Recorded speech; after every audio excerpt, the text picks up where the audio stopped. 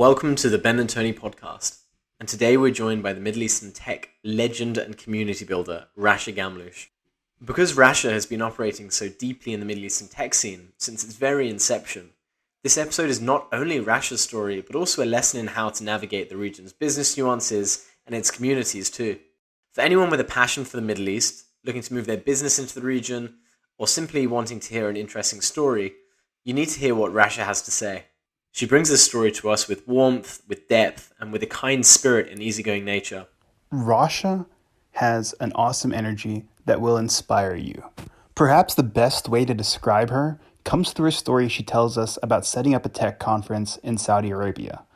I pictured Racha as a young, idealistic 23-year-old boldly trying to do something that hasn't been done before, sometimes even breaking the rules to get things done, and pushing forward by a desire to have a positive impact on young entrepreneurs across the region. And she's kept that same energy throughout her entire career. With so much opportunity that's often undervalued or misunderstood in the Middle East, Racha Ghamlouch is one of the best people in the world to help educate you on how to think differently about the region. And we're very, very excited to be sponsored by the Making Lemonade Fund, Gen Z's fastest growing fundraiser, supporting COVID-19 relief, pediatric cancer, and a bunch of other great causes. Get behind them over at makinglemonadefund.com and sponsor Made by our very own Jessie K.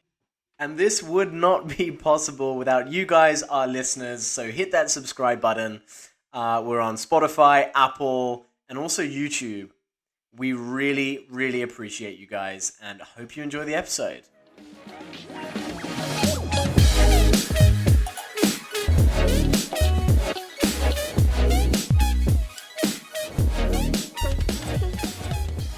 We're here with Racha Ghamlouch. You're a pioneer of community building in emerging markets, particularly in the Middle Eastern tech scene. You led the charge in the region. You've run more than 100 tech events across the Middle East. And importantly, you've been doing this for more than 10 years. So you're genuinely an OG in the region's tech development. Where did your journey begin into becoming this figurehead in Middle Eastern tech? Hi, first. Welcome, Thank you Welcome, thank you for Racha. having me. Honestly, I think I kind of tripped into this unintentionally. 2010, this was like the early days of smartphones, of Facebook was still only for colleges. Like you had to be a college student. I was in college. I graduated in 2010. And I was always a geek. I was studying multimedia design at the time in college, and part of my curriculum was web development and coding for JavaScript for a dead program right now, which is Flash. So I used to write Flash script, actually, sorry. So, and I was really interested in that space, but like, there was little community or understanding of what is going on in that space. And it felt really cool to be in a place where, or around people that wanted to build things. Like they saw things they wanted to change, and they just went and wrote a code and an app for it, and just made it happen. It was such a fascinating and amazing thing. And being in a design major, bringing all these design thinking and problem solving thinking into the room was kind of fun. At that time, that environment didn't exist. I tripped over this conference called Arabnet, which was like this first time it ever happens in the region. Everyone was on Twitter. We were just a bunch of tweeps basically back in the day. And I reached out to them. I said, hey, I'm actually in the UAE, but I'm planning on coming to Lebanon over my spring break to shoot a video for my graduation project for college, and I want to come to this conference. And they're like, cool, can you help us tweet about it and spread the word? And I did, and I flew over, and it was, everyone was just helping everyone. It was a conference, but it wasn't a conference like we know today. It was really, when I got there, it was everyone I knew from Twitter was there. This was like a massive tweet up of 500 people from all over the region. People were carpooling from Jordan. 2010, the problems in Syria had not started yet.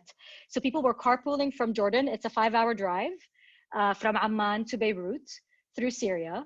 And people were coming in from Syria, from Egypt, from all over, because like me, there were just a whole bunch of people that were looking for similar minded, crazy people that wanted to change the world for whatever reason.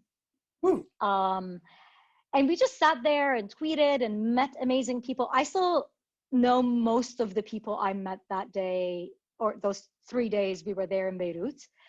And since then, we stayed in touch. I moved in to Beirut the year after, ran into the founder in an event, and he said, "Oh, you're in town, come work with us." And I said, "What?" And he's like, "I don't know. I don't know. You support us so much. You were there with us on the first event. You help us make it happen. Just come." Can I ask a quick question about that? Like, it seems like such an interesting, close-knit community at an early stage in like the Middle East tech scene. Was there a specific catalyst? Like that person you're working for, was that like Arabnet? Was that the very first event? Was it someone's idea? Was it like a initiative by a government? So the founder, Omar Christidis, who, kind of a shout out to him. He basically this happened, obviously, 2009, which was the inception of the idea, was, just after the economic crisis happened. Just moved to the Middle East, realized there are no tech events, and just wanted to meet people like himself, who are just passionate about making things and doing things that are different, and also like building things, and decided, his family business is an event, and he's like, "Okay, my mom knows how to do this thing. This is our family business. Let's just try this thing. The worst thing that's going to happen is, we'll break even. Yeah. We'll have a party and we'll break even, and it's fine." And it just gained traction. So, I mean, obviously it was a lot of hard work. A lot of people volunteered their time and were there just helping and promoting and pulling things together. Like people from they had speakers from the UK at this event, from the US, from Asia, from all over the world, who at that early stage in time, if you think about it, 2010, how many tech ecosystems were vibrant outside Silicon Valley and maybe London? Like, not many people anywhere in the world had much going on in their local ecosystems. So people were really hungry for like-minded people anywhere around the world.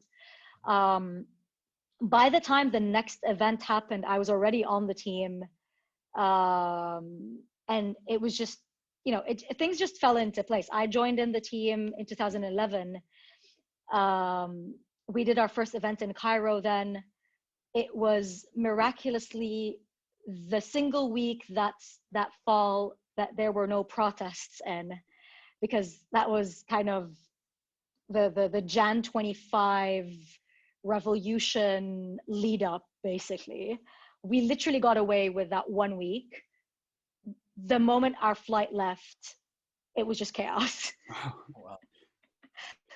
But the energy, every city you go to is contagious. Like, if you go to Cairo, every single city in the region is very dear to our heart. And me being kind of a Lebanese person living in the UAE, growing up with people from all over the Middle East and North Africa, like I lived in a community of expats, of people that are from every single country in the region, really, like Tunisia, Egypt, Jordan, Lebanon, Syria, all these countries. You feel a lot of the similarities, and you feel like you feel like really passionate about these countries because you've grown up with them all your life.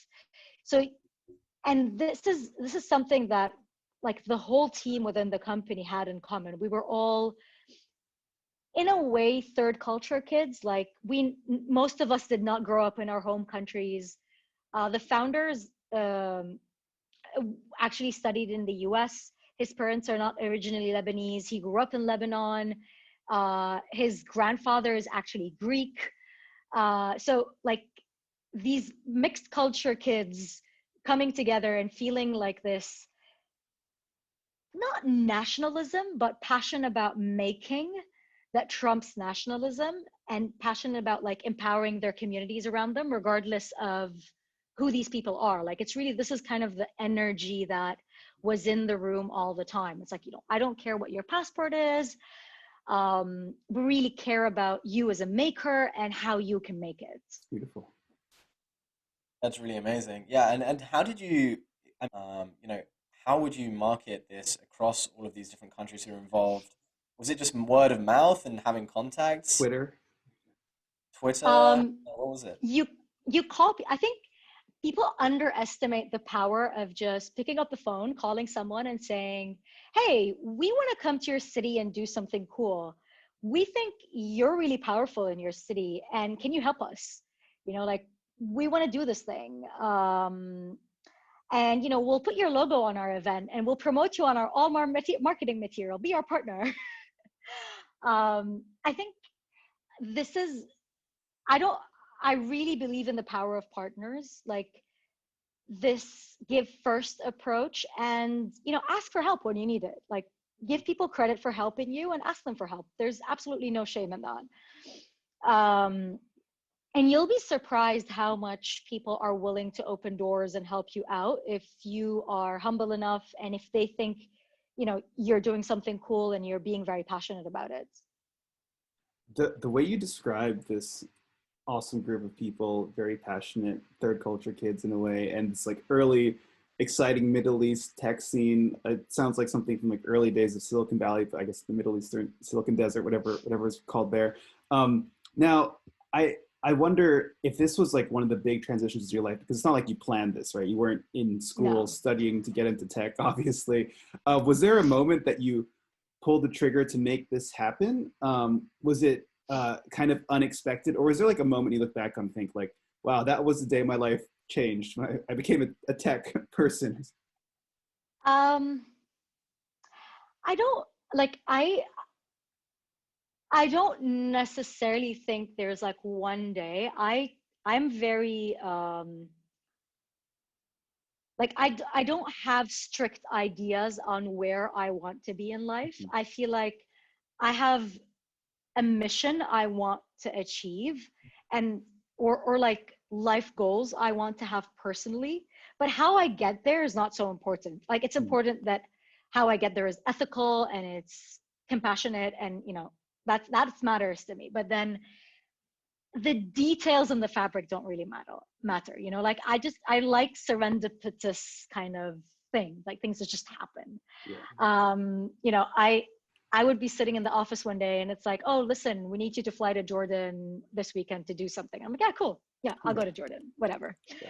Um, it's, I didn't study design because I thought I wanted to be a designer. I studied design because I felt like I looked at the curriculums in the university I was kind of going to, and I was like, okay, I love maths, but I don't want to be a mathematician all my life because I'll go crazy and it's very antisocial, and I like people. I like mechanical engineering, but that looks really boring. And this looks fun. I'm just going to do this. And whatever I learn from this, I'll apply it in my life somehow. So it was not really like I had a plan. Yeah. Yeah. Totally. And how did the things evolve over like so you spent 10 years, is that right? Working in tech, or no, that's just in the event side of things. How many years did you spend working on it? And like, what was the evolution? Because I know a lot of people listening to this might not have any idea about what the Middle Eastern tech scene is like. Like, how did you see things evolve from when you started to when you then moved on to your next thing? So I was in Arabnet for 7 years, seven and a, almost eight actually. When we started, it was obviously the demographics of the region, and I mean 2010 to 2020, the Middle East looks 180 degrees different from what it used to be. 2010 was the beginning of, you know, kind of the Arab Spring in a way, the earlier days of the Arab Spring. There were movements happening around the region, but the Libya was not where it was today. Iraq was kind of, it was already, the war was already there, but Syria was calm. there was no, Mubarak was in power in Egypt. Like the whole region looked really different. UAE was rising. Saudi was completely different from what it was today. The Lebanon was still where a lot of the global headquarters were for business. Really? So P&G's headquarters were in Lebanon. All the conferences used to happen in Lebanon because it was, there's a casino in Lebanon. It's very liberal. It's the party center of the region. So all the media awards used to happen in Lebanon, all the advertising conferences, the banking conferences. This was the conferences, kind of like the Aspen getaway that people like to go to, basically. And so it just naturally happened there. By 2011, and the other reason Lebanon was an interesting pivotal point was most nationalities around the region most nationalities from all around the world don't need a visa to enter Lebanon. You just pay for visa on arrival and you enter. So this is what makes it really easy to do a conference there for Arab nationals, because visas restrictions for Arab nationals traveling in the Arab world are a little complicated. And the two biggest markets from a developer perspective were in Jordan and Egypt, which are both less than an hour flight from Beirut. So it's very easy for people to get there. It's kind of an easy getaway for people to go and come back for business. So the first 3 years, the key Arabnet event was in Lebanon. By 2012, the security situation in Lebanon was not great because of the Syrian war, which, Lebanon is like a tiny little slither next to Syria, which kind of envelops us on all other three sides. And that was really increasing the security situation in Lebanon as well. We did 2012 very nicely, very peacefully. It was a 5-day conference. It was a fiesta. It was really exhausting, but really rewarding. By 2013, we felt like, we were scared of, it was not safe to over encourage people to come. So, and business-wise, a lot of the headquarters had shut down and they had started moving to Dubai. So naturally, we were like, okay, we need to move this to the GCC where all the business is moving right now. This is the headquarters of business. And this is also the biggest consumer purchasing power in the region and the natural progression of the market moving forward because of the security situation. Ironically, our first conference in the Gulf was not in Dubai, it was in Saudi in 2012. Very different market from what it is today. I think people thought we were crazy. What are you going to go do in Saudi in 2012? We had a lot of internal debates about this. Yeah. So can we dive deeper on that? Because again, I feel a lot of people who might have zero experience with the Middle East would be interested to learn about that specifically. So Saudi now versus Saudi when you hosted those events. What are some, for someone who has maybe no experience in Saudi Arabia, what about it has changed dramatically? Rule number one is everything you see on international media represents only what they want to tell you about their international policy. That's it. It has nothing to do with reality. Yeah. Obviously, Saudi, 2012, women were not allowed to drive. Cinemas were illegal. There are no co-ed schools except in compounds. There was no co-ed universities except one that opened a couple of years later. It was very, very, very restrictive. Getting a visa there was nothing but a business visa for you to enter the country. And the only way for you to get a business visa was to get a sponsor that is willing to sponsor you to come into the country through a business visa. It was, we broke the law a lot. If me and a coworker were to get in a cab together, that's illegal because he is not related to me in any way. Uh, we did do that. I mean, the law doesn't say that anymore, but we did. um, we used to get permits to do mixed gender events, which were illegal, unless you had a permit, and then you would be assigned. You know, like there will be people from the police that will come and check that you are following the rules for a mixed gender event, which would like be, you would have to partition the room for a male seating area and a female seating area. And there'll be blinds in the middle so that they can't see each other. Like there was so many things that we had to deal with, but it felt like personally, when we first went, a lot of people were like, what are you going to do in Saudi? There are no entrepreneurs in Saudi. Like, these people are, you know, they're not innovative. They're living in this very restrictive society. And I said, I don't know about you guys, but I feel like the more restrictions there are, the more people are looking for a space to vent out. You know, they're looking for an outlet. And this was the time when Saudi comedians on YouTube were a thing. Like, they were huge. They had millions of views. Yeah, you'd find these guys like, and they're really talented. You know, like it's such a red line society. They know how to step on that taboo line and not cross it. Like, they'll stand on it and they'll tantalize you. They'll never cross the line. I'm so fascinated. Like, can we like wait, what are some names of Saudi? Like, I'll have to look it up later. Like Saudi comedians, because I'd love to just see this. Yeah, I mean, all of it will be in Arabic. I don't know if okay. I don't know if any of it is going to be in English. Most of it is in Arabic. Like, there was oh my God, there was I don't know. I know the names of the guys, like Ibrahim Saleh and Badr and Umar Hussein, like all these big, amazing guys that are still around today.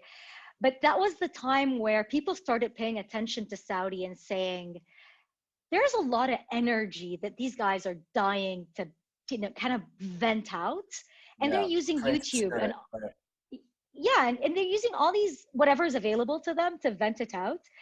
And they're doing it so smartly that, you know, they're not getting in trouble, but they're touching that line where people are like so tantalized, like, oh my God, these guys are going to get in trouble, but they're not going to get in trouble because they did it so smartly.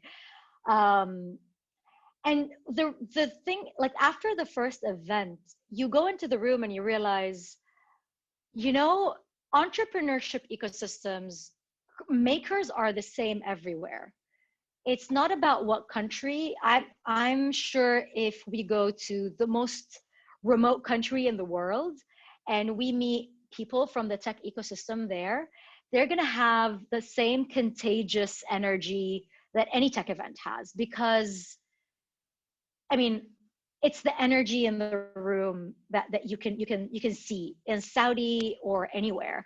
That year we did a mashup of all these videos, all these celebrities and these shows.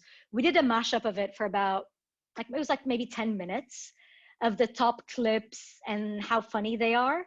And in the conference room, we played it on the big screen, and we had a 12-meter by 4-meter screen, an LED screen, like a really high resolution one, which looked like a cinema screen in 2012, which was a conference screen. You know, this is like our conference screen, but the people in the room left. I saw a friend of mine after he was leaving, and he's like, I teared up.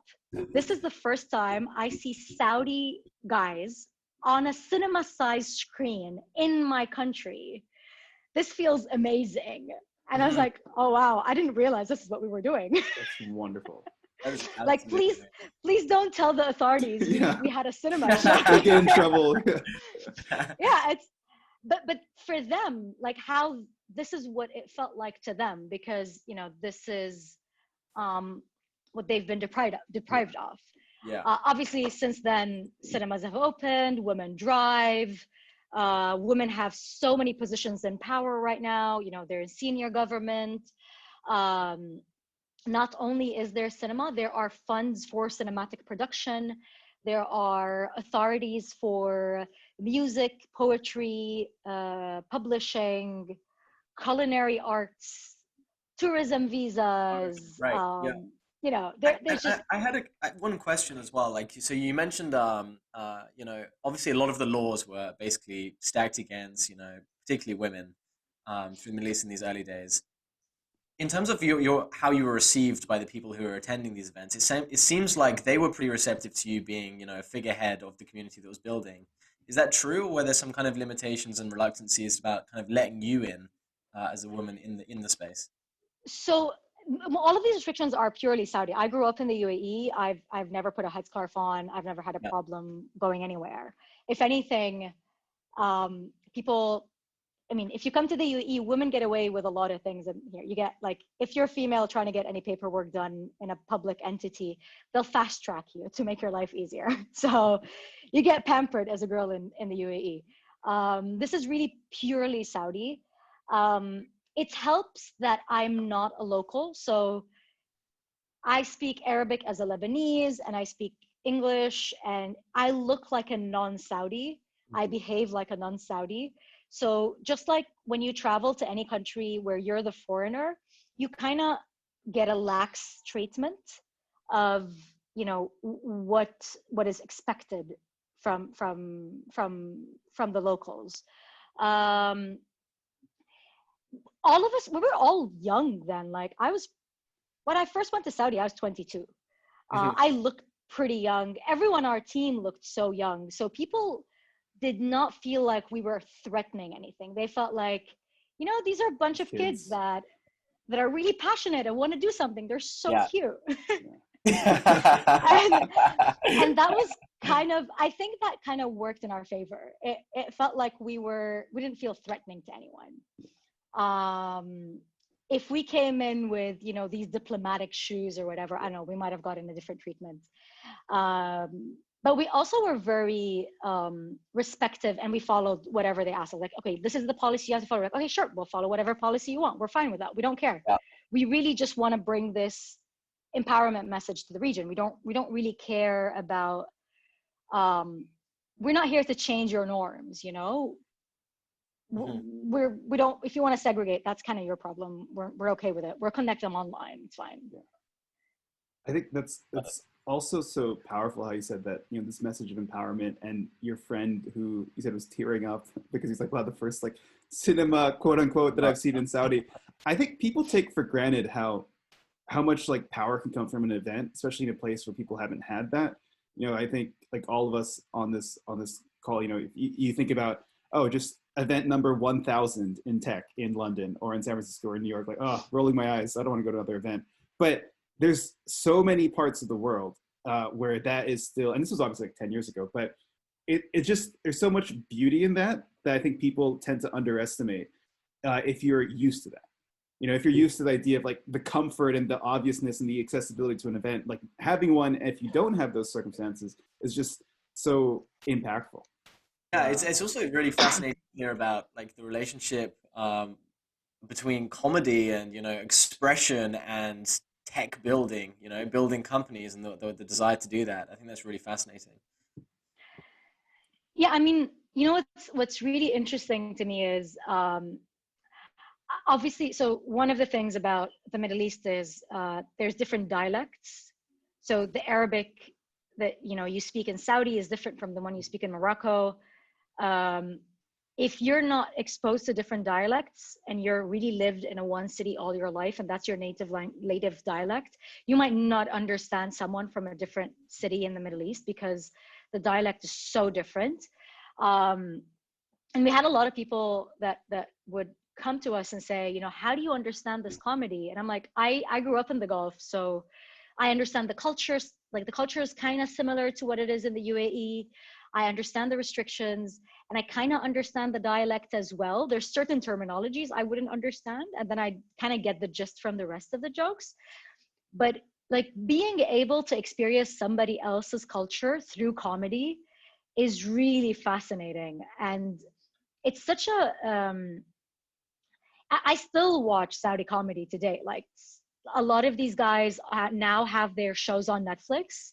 Netflix recently added a show called Masamir, which is an animation. It's like a comic animation that kind of makes fun of society as well. They got their entire backlog portfolio onto Netflix recently and signed a 5-year deal with them to create exclusive content for Netflix.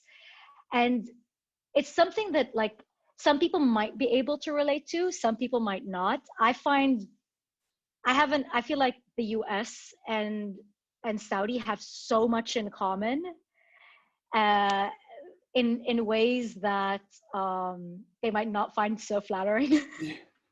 but there's a lot of things, like for example, very nationalistic, especially in central states.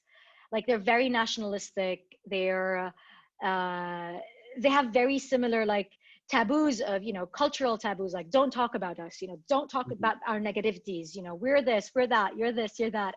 The obsession with oil, our oil economy, the pride in their oil economy, all these kinds of things where you're like, I could see at some point an American watching this and being like, oh, this is funny. Yeah. Sounds like there's so many like life lessons that come out of the tech conferences that might have not as been expected when you just dove in on that. Did you, or what happened as your next transition period after working in that? After 7 years of working at Arabnet, what did you think you had to do next? What was the plan, or what happened? So at some point I felt like, 7 years, this was 2018. The ecosystem had changed massively. We had, a few unicorns in the region already. There was, we were the only event, and then suddenly there was hundreds of events, thousands of events, of these little conferences, not conferences, like meetups and things that were happening. There were so many business plan competitions, and also increasingly all your traditional conferences that handled banking and travel and whatever started talking about tech. So they had this like captive audience, and tech was the natural progression of their market. And I felt like, I don't know if a massive conference is the right vehicle for building a community anymore, or changing. Today, the market is so big that in 2010 and 11, you could put on a panel called social media and talk about all the latest things that happened in social media in the past 6 months. If I tell you social media today, you'll be like, what in social media? Like, are we talking about advertising? Are we talking about pixels? Are we talking about content, about influencers, about which platform? TikTok? Like the sky is the limit. You can run a full week of content purely on social media. And like maybe one aspect of it, not even everything, because there's so much to cover. So there's way more specialization in the market. And that means that for you to cater to a broader audience, your content has to be slightly shallower. And therefore you're really starting to create beginner content. And beginner content doesn't create communities like depth does. And this is where I felt like, okay, I'd rather work on smaller, more intimate things. How can you take what we had in 2010 as this intimate gathering of crazy people that wanted to change the world to reflect that into today's the landscape of specialization. Today, you can't get a developer that does everything. Like a full stack developer is really difficult to have a senior full stack developer that does everything for you. And even then, like, how many languages are there today for development? It's just like the tech space is everything. Everything you breathe is tech right now. And so I wanted to try to build something outside that space and say, how can we build something for maybe product managers, or doctors that are online, or I don't know, all these little pockets of people that are doing things that are tangential to tech, or part of tech, or or just live online because we can live online right now and doing so many things online. And that was the reason I felt like, okay, I don't know what that looks like, but I know it doesn't look like a conference anymore. It looks like something else. And kind of that was why I said, okay, I'm done with this. I'm going to figure this out. I don't know what it looks like. So by literally, you mean to like kind of quit with an idea, quit your job and said, let me spend some time thinking about what's next? Yeah, I was like, okay, I'm going to quit. I'm going to think about this. Also by like no attempt of mine. Someone I know that works in tech calls me and VC calls me and says, hey, you're kind of cool with this community building and event stuff. We want someone to do this for our portfolio companies. Why don't you join us to do this? And I'm like, okay, this is the thesis I want to pursue. What do you think of it? And they're like, yeah, this is cool. Come work with us. Let's try this. What was the And this thesis? is how. What niche were you going into? So it was basically I joined them to do community building for their portfolio companies. So how can we aggregate the community, their founders together and build better relationships with them so that it's not always, the VC doesn't have to always broker these relationships. Mm-hmm. So they're kind of building a community where they feel they could tap into each other and they can kind of help each other out without the need for always, for you to always mediate these relationships. And how can you add value to them through other kind of means, you know, whether it's events or finding their common pain points and solving these common pain points through whatever partnerships that can be created, etc. It was fun. It was interesting. It really broadened my understanding of VC and really made me think of how portfolios are designed as well. Like, you know, a VC invests in portfolio companies based on people they like and believe in. And that also means, you know, there are some similarities between these founders that could really create interesting relationships, but also these similarities can create interesting disparities between them. I think a lot of VCs are trying to do this now. It's like a global movement called the VC community, basically. Like, how do you build this thing? Value add offerings for your portfolio companies. It's interesting. It's not easy. It's definitely hard to scale, and requires the right mindset to build. You know, I don't know many VCs around the world that do a great job at it.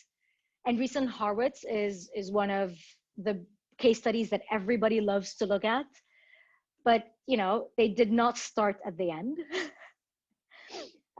It took quite a few decades to get there. So, and increasingly more and more VCs are looking at this as a model. Whether you look at, you know, what Eric Tarnberg is doing with On Deck, or you know, YC is doing right now with their YC school.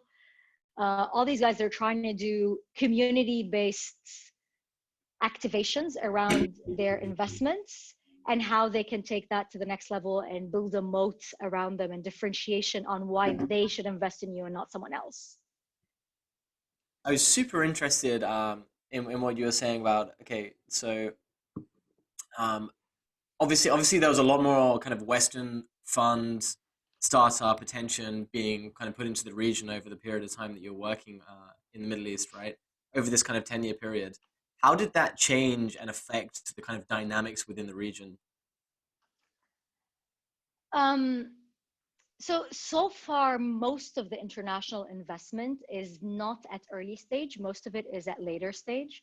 And usually what happens is, for example, your lead investor is a regional investor and they have a very strong relationship with someone in the UK or the US, etc., and they help get them on board.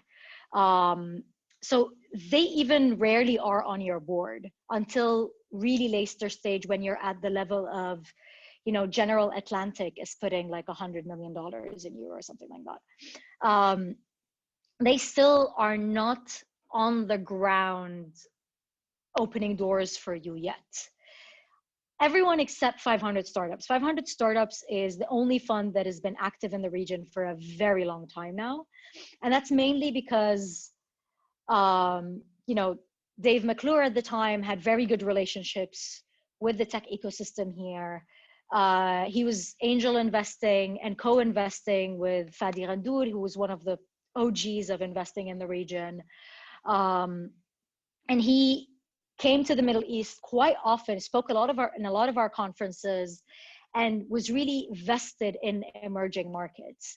He kind of really wanted to take this vision of 500 startups and take it to emerging markets. At the same time, they were building 500 startups in Asia and different places around the world at the same time. And they did set up a Falcon fund dedicated to the region early on. Like, this is the very few international investors that are aggressively active in the region. So far, most of the international ones are coming in at a later stage, not at the early stage. What's really made a difference is not necessarily the international investors, but once we sold, once Kareem got sold to Uber for $3.1 billion, suddenly everyone that has money in the region was like, oh, wait, people can make money from this? Yeah. Let's diversify. Right. And this is where, that was the same year Souk was sold to Amazon. Talabat had just sold a couple of years before to Delivery Hero for $200 million. Actually, it was $160 million. And then Carriage for $200 million. Like, there were some really big exits, and that made a lot of the people in the region turn around and say, oh, wait, there's money to be made here. Yeah. What are we missing out on? These are the folks who are like high net worth individuals, or is it kind family of offices mostly? Right. Plenty of money in the Middle Family East. offices. Yeah, there's so what happened mostly with international investors coming to the Middle East, especially when we used to invite them to speak out in Saudi, they'd say to me, oh, listen, I'll come out to Saudi if you arrange for me a tour for me to fundraise for my fund in Silicon Valley, from these family offices. Yeah. So And I'll be like, no, you're kind of missing the point here. I want the money to be spent here, not there. Yeah. And I mean, to be honest, there are a lot of savvy family offices here that do already and have already been investing in Silicon Valley for a very long time. The Kuwait Sovereign Wealth Fund is a very active investor in the US. They have big stakes in Apple and Google and all the big plays. They've kind of, and there's a lot of these family offices that have been very actively investing abroad for a very long time. Yeah. People were not aware of it because it was not in the spotlight as much as it is today. Today they talk about it more and it's more evident, and they're doing it more aggressively as well. So that's when we started to see things change, when we started seeing exits. Yeah, that's really interesting. And I guess, that, I mean, a lot of Western institutions and investors are kind of looking at the region with hawk eyes right now, thinking, how can we get hold of a lot of the wealth that's available in the Middle East? But what you were saying before about kind of just how intertwined the politics is in the region, the different regional nuances, which you obviously know like super well yourself. What are some of the limitations if you're a Western institution trying to look at investing in the region that you might find? And, how have 500 startups been successful in their ability to kind of entrench in the place? So 500 startups did a very, very smart move, which is one, they looked for the one Arab on their team in Silicon Valley, and they said, hey, Sharif, we're assigning you to the Middle East. Yeah. And then they hire the two guys that were leading their fund in the region are Arabs, and they were Sharif and Hassan. They just left their fund and launched a new fund on their own, but they picked people that were from the region, and they understood the region, and they spoke the language, they understood the culture. So they did not try to, hire someone who didn't understand the region. There are, I won't name names, but one of the top guys in Silicon Valley. Name. we're not we're no, one of the top players in Silicon Valley tried to open an accelerator here by bringing out some guy who worked in oil and gas back in the 50s in the Gulf, and not even from the region, to come out and build an accelerator in the region. That didn't work. Was that met with a lot of reluctance? Like, what? It wasn't about reluctance. It's about, like, how do you navigate? Like, this person was really, like, I met the person a few times, and the poor soul was really finding it hard to navigate this ecosystem. Like, oil and gas in the 60s is a completely different game from tech in 21st century, It's not, it's a completely different game. And this was, I think this is kind of the most thing that unfortunately we face a lot, which is decreasing a little bit now. Like a few years ago, a lot of the people that you'd meet coming out of Silicon Valley or the US or the UK would be, your typical money guy coming in a suit, coming to talk to you about investment. And you're like, but this is not a private equity deal. We're talking about VC terms here. This is a completely different game. And these are not your government execs. These are like your typical entrepreneurs that barely know how to build a business. Right. Yeah. They're not, it's not the same game. So one, sending the wrong people. This tends to be like a common mistake. Two, a lot of the time, I mean, it's very easy to set up in Dubai if you're a foreigner. It's super easy. It's English friendly. You can do, you can grow in Dubai, and it's very, it's very friendly to live in. Yeah. But Dubai does not represent the Middle East. Dubai is an English speaking city, English first. It's very multicultural. It's very diverse. But it only represents itself. Like, if you've set up in Dubai and you're doing great, unless you understand the nuances of the Arabic language and of the Arabic culture and these details, it's very difficult for you to expand into neighboring cities, let alone another country. And I see this a lot, even with not people that are coming from abroad to set up in the UAE, but even foreigners that are in the UAE, or even English-speaking Arabs that are in the UAE, that don't see the importance of having an Arabic platform for their business. Mm-hmm.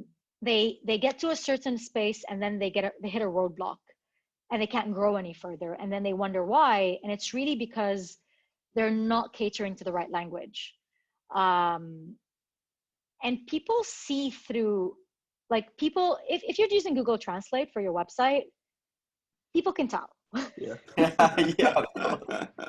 I mean, for your advertising, for whatever it is, you have to be authentic, and being authentic is really important. Yeah. And presumably that's not just with the writing, but especially with the nature of the message, and making sure that resonates with different folks across the Middle East as well. Yeah, and we see this a lot. Like, you see Uber launched in the Middle East. They were competing a lot with Careem. Uber still doesn't make money here. And at some point they realized Careem just did it better. Like, Careem had cash on delivery from the beginning, which was very important for the region. They had customer service, which Uber doesn't have. They had a call center you could call. They had, now that the app is more popular and, it's so ubiquitous, a lot of people use it, you need it less. But at the beginning, you definitely had to have a call center. There was lots of little nuances that whenever people tell me, oh, this is a startup that's a copycat of something abroad, I really find it funny, because you can never copy something from the US, bring it to any country around the world as is, and for it to work. It's just never going to work. Yeah. You have to build for nuances. Yeah. That's so interesting, and I think I see something similar with fear of Chinese tech startups entering the US as well. I mean, there's like okay, they hit a certain scale in the China, and there's almost like okay, they're going to come over here eventually, right? They're going to come into the America, but they have to get so much cultural nuance correct. American people are obviously very different from Chinese, so it's not a kind of you hit scale and then suddenly you're able to get into America, and I think Yeah, it's a 100%. similar situation here. Yeah, like if you want to build a community on Slack in the Middle East, good luck. I mean, why aren't you using WhatsApp? Like that's what everyone Yeah. uses. Yeah. Everyone's on WhatsApp. You know, like it's almost like going to China and telling someone to send you an iMessage. Yeah. Okay, Yeah. that's not gonna happen. It's like how Rocket Internet, how part of their model was kind of trying to aggressively copy and bring things to other markets. And while they did okay for a little bit, from my understanding, like they've struggled because there's only so far you can go without having a pretty deep nuanced understanding. Yeah, so I think what Rocket Internet did eventually was they're very aggressive on acquiring companies as Yeah. well. So I remember 2012, 2013 actually. I was really following Delivery Hero and um, Food Panda and how aggressive they were in kind of acquiring. They were like really growing, but they were acquiring like 12 startups a year basically in Europe as part of their acquisition strategies and their growth strategies. And they came to the region. Rocket Internet did acquire startups here, and then they invested in Delivery Hero in Europe, and eventually they moved all their food delivery assets all under Delivery Hero, and then now they own like 5% of it only.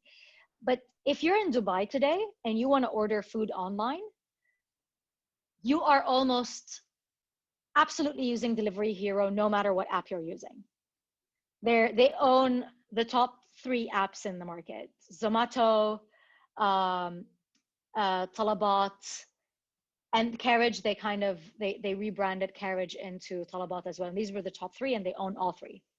Um, and so they're and they only did it by acquisition. So they tried to bring in their own stuff at the beginning, but it didn't work. Yeah. They acquired the big guys and they doubled down their investment, and that's what they're doing now. They're continuing to acquire new companies. Yeah. Then in Pakistan as well. So considering what you're doing with the VC, like if you move on to the maybe like the last transition of what you're doing now, or let's how do we want to frame this? Like when you were working with the VC, what was your plan for what happened next? So after a certain point, we kind of, delved a lot into these startups and their need and setting out the strategy and the plan. I felt like, when you're working with VC, with their portfolio companies, you're helping a handful of people. And I really like working with a lot of people. I like having this autonomy of helping, not feeling like, oh, I can't help these guys because they're competitors, like this kind of um I didn't feel like I was ready to make that commitment to these startups yet. Although to be fair, that VC was one of the top VCs in the region. They have a phenomenal portfolio. It's one of the best portfolios in the region. The startups in their portfolio are earmarked to be the next unicorns. They're really great. Uh, but I felt like I wanted also to be, doing more and scaling more knowledge to more people. Before I joined that VC, I was already kind of doing the side thing of sharing daily news with people on Telegram, just because whatever, I felt like it. It was just a thing I wanted to do.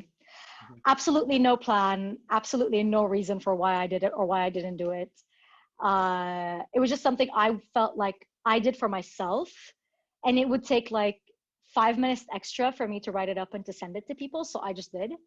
Yeah. And I felt like, there is like I want to continue to do this, and I don't want it to be restricted to a specific group of people. I want to do it for everybody.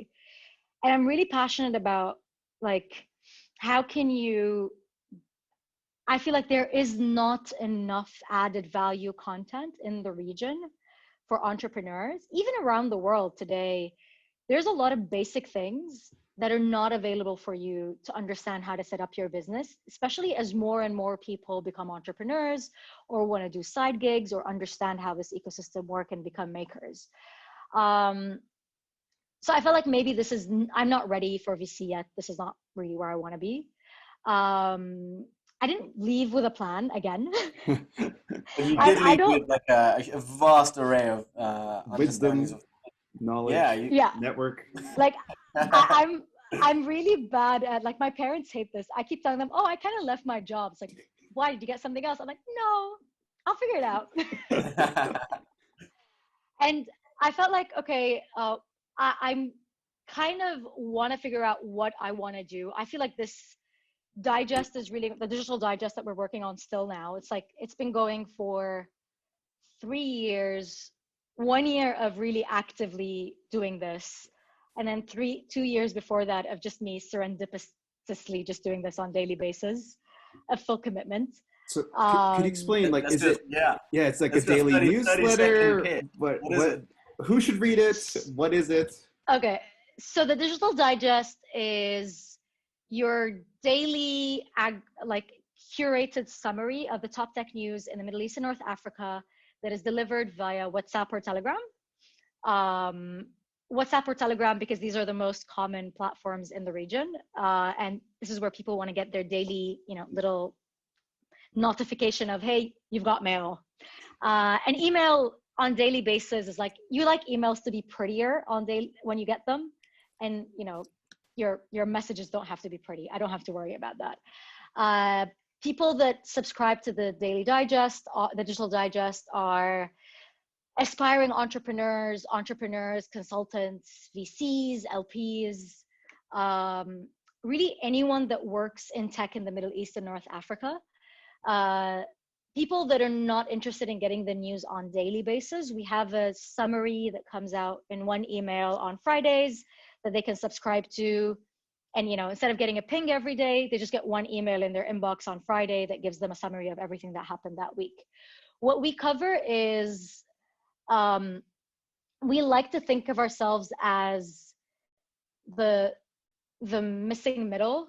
So we're not just, hey, this is a startup that raised money. We cover fundraising, but we also cover policy changes that impact startups. So, if a visa policy changes, or, there's a new data privacy law that comes out or something like that.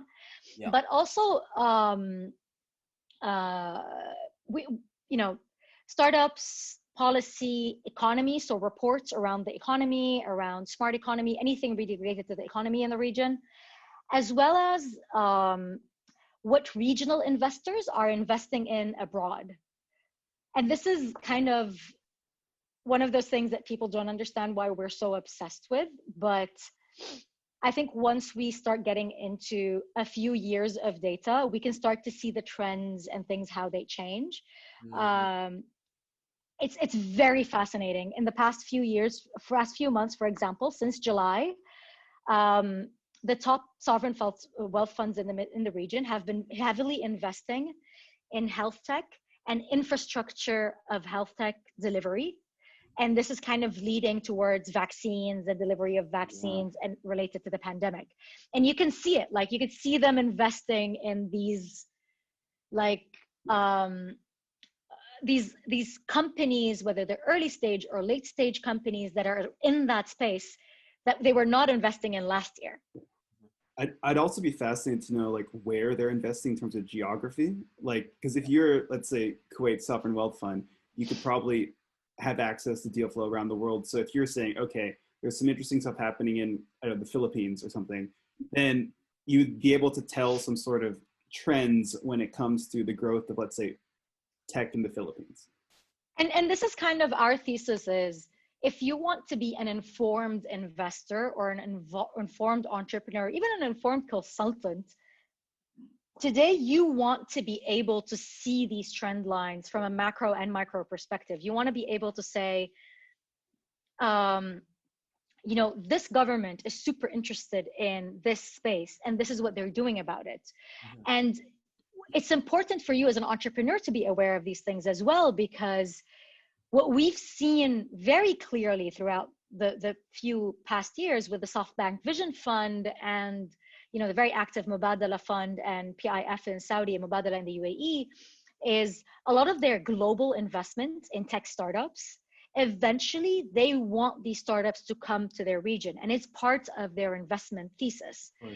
So they'll invest in Hyperloop, for example, and Hyperloop, part of their research is to do Hyperloop in Abu Dhabi, for example.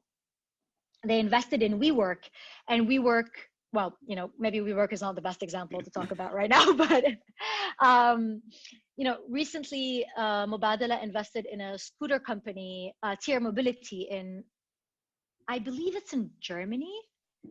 I'll have to double check that, but they've invested in that last year, and this year they launched in Abu Dhabi. So seeing these things for you as a startup are important, because if you are looking to launch a startup in that space, you need to identify who your potential people that are moving into your market are. You can't go out and say every single scooter startup in the world is going to be my potential competitor. But, you know, there's one startup that the sovereign wealth fund of the country you're operating in has invested in, likely could be your competitor. Yeah. And that kind of helps you keep. So this is the way we think. Like, we think, because I've been working regionally for a very long time, I really think regionally, and I also try to look at all the tangents that intersect with the region. Yeah. And kind of keep that knowledge and breadth. So this is the value we add to people, hopefully. We're dabbling, adding more analysis, more trends that people can look at, identifying. For example, we wrote a piece recently about new funds that have launched in the region in the past year. And we identified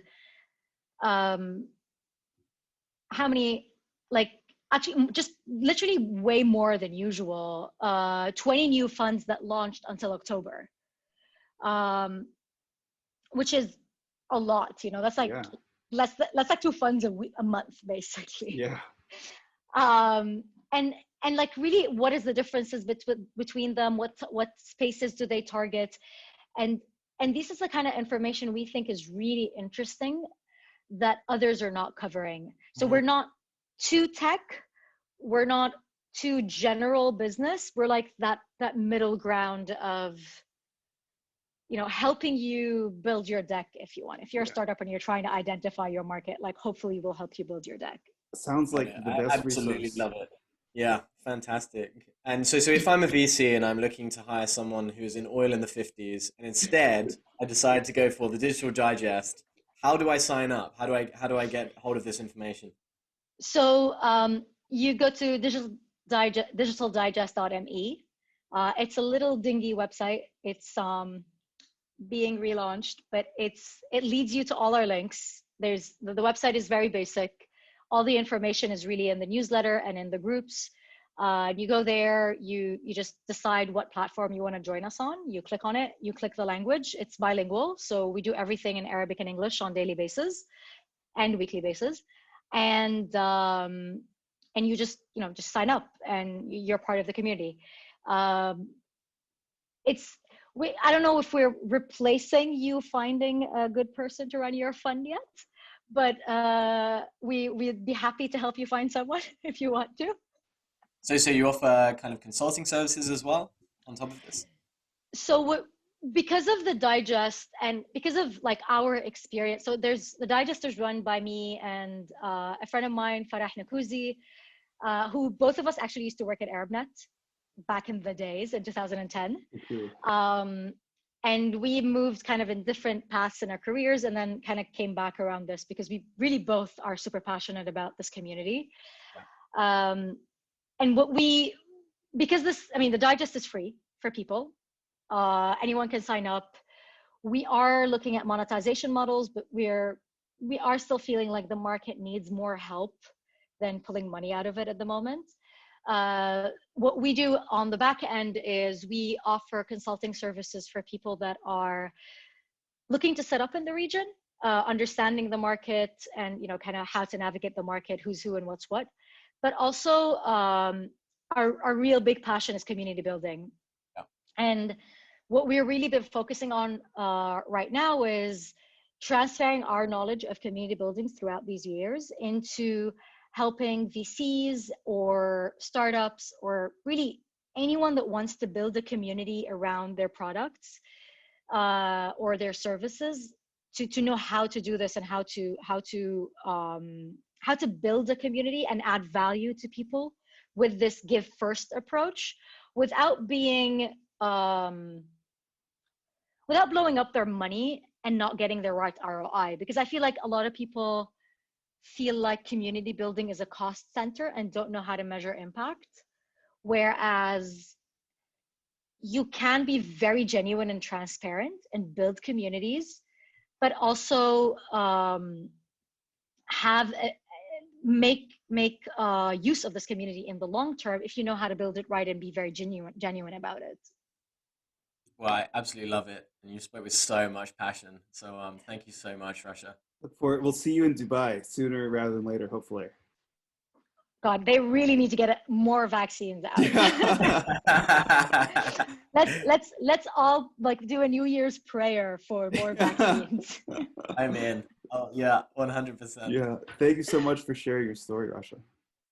Thank you so much, guys. It was such a pleasure. It's been awesome. Oh, really awesome.